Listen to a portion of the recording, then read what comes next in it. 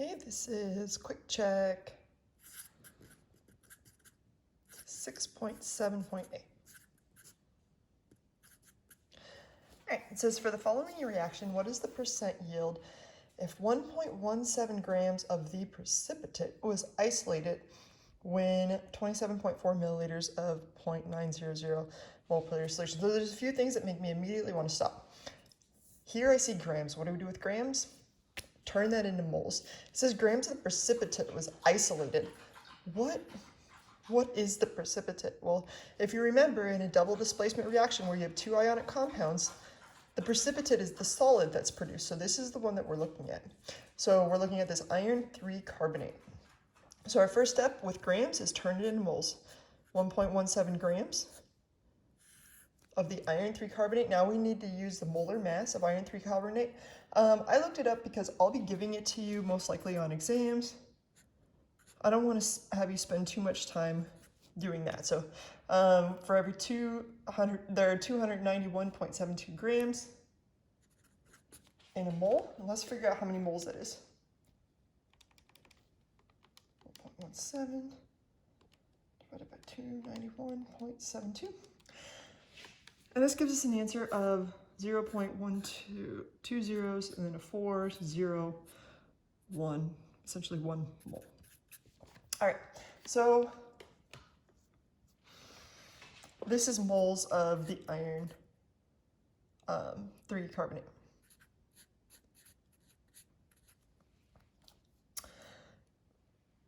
Another thing that we should note is it says that it was isolated. If something's made, produced, isolated, precipitated, whatever the case is, that whatever word you're going to use, whatever verb you're going to use, it's telling you that that's what was done. That's what was yielded. That's what was made. In other words, in actuality, that's how much you actually got. Therefore, this is our actual yield, and we should recognize it as such. So our actual yield down here is 0.004011 mole of our iron 3 carbonate. Okay, so we took care of that. Now we're here. It says when 27.4 milliliters of 0.900 mole per liter solution. When I have liters and mole per liter, you multiply them together to get moles. So right here, I'm going to take 0.0274 liters times 0.900 mole per liter. So 0.20274 times 0.9. And this will give me how much you're starting with of the potassium carbonate. Potassium carbonate's right here. And that number that I get is 0.02466 mole. Okay? Now it says is reacted with 0.0277 liters times 1.20 mole per liter of this iron 3 chlorate. So I'm going to take 0.0277 times 1.2. I get an answer of 0.03324. And that's the mole of the iron 3 chlorate. Okay, so the question is, what is the percent yield? Well, percent yield is our actual yield over our theoretical yield. One great thing is, in just figuring out this right here, we already know our actual yield. Now we just need to know our theoretical yield. How do you figure out theoretical? Well, you first find the limiting reactant. To do that, I'm going to divide this by 3 and this by 2 because that's a coefficient. I can tell right away that this number is going to be smaller, and that's going to be our limiting reactant. You can, of course, calculate it, but you don't want to use those numbers once you calculate it. So now I'm going to start with 0.02466 mole of our potassium carbonate. I know as soon as I write the limiting reactant amount right here that this down here must be mole of potassium carbonate. For every 3 mole of the potassium carbonate, what am I interested in finding? Oh yeah, this was mole of the iron 3 carbonate. So for every 3 moles of the potassium carbonate, you got 1 mole of the iron 3 carbonate.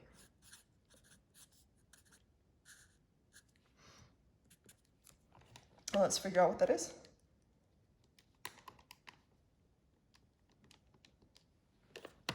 I get an answer of 0.00822 mole, and that would be our theoretical yield. So in theory, if all the potassium carbonate reacted, we would end up with this many moles of our iron 3 carbonate. So now our theoretical yield over here, we can put it right here.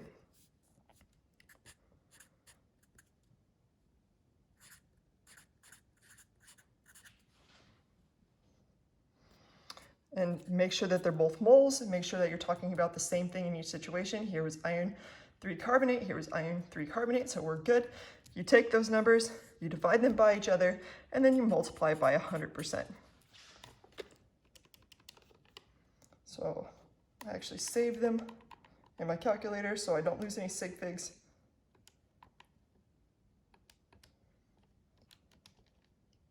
And I get an answer of our percent yield equaling 48.8%.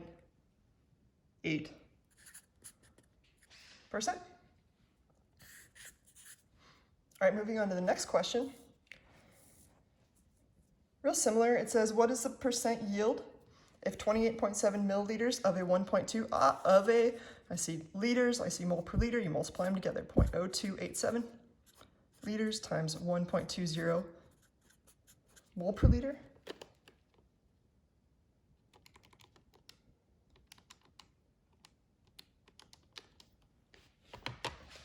And I get an answer, this is talking about barium nitrate, which is right here, of 0.03444 mole. And that's reacted with 14.7 of a 1.25. So I take 0.0147 times 1.25 mole per liter. And this will give me my iron 3 sulfate, which is this one.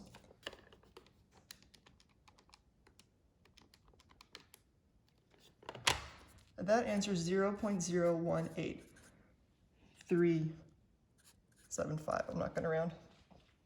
Okay, so we know the number of moles here, and it says in 5.39 grams of the precipitate is isolated. Ooh, if that's isolated, that means that much was made. That means, hey, actually, that much was made. This is our actual yield. But what is the precipitate? Well, going through from left to right, it's going to be the thing that's made that's a solid on this side, which happens to be barium sulfate. So to figure out the number of moles that we made, our actual yield, I'm going to take 5.39 grams divided by the molar mass of barium sulfate. Again, that's because that's a solid. This one over here is aqueous. This is the one we're looking at. This is another one that I looked up. It's 233.38, though you could do it using a periodic table. Look up the mass of a barium, a sulfur, and 4 oxygens.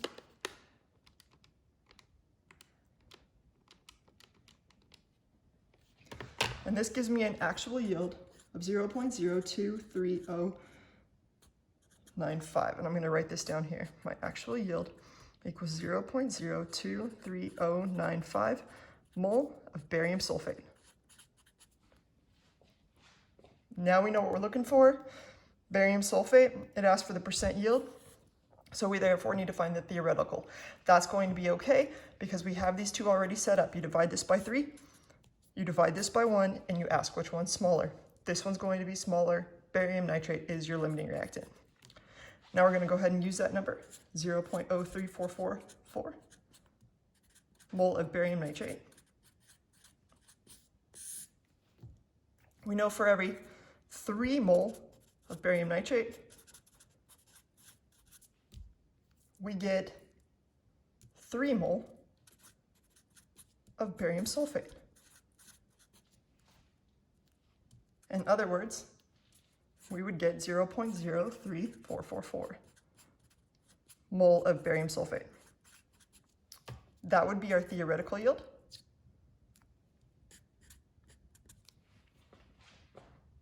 And that's going to help a lot because when we go over here, we have it already set up. Our theoretical yield is again 0.03444 mole of barium sulfate. You want to make sure that you're talking about the same thing and that you have the same thing in units.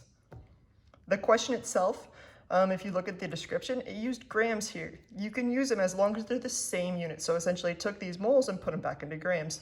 You can do that. But for me, I like to be consistent and follow the same way every single time. All right, so now we take this number, divide it by that number, times 100%. And our percent yield will be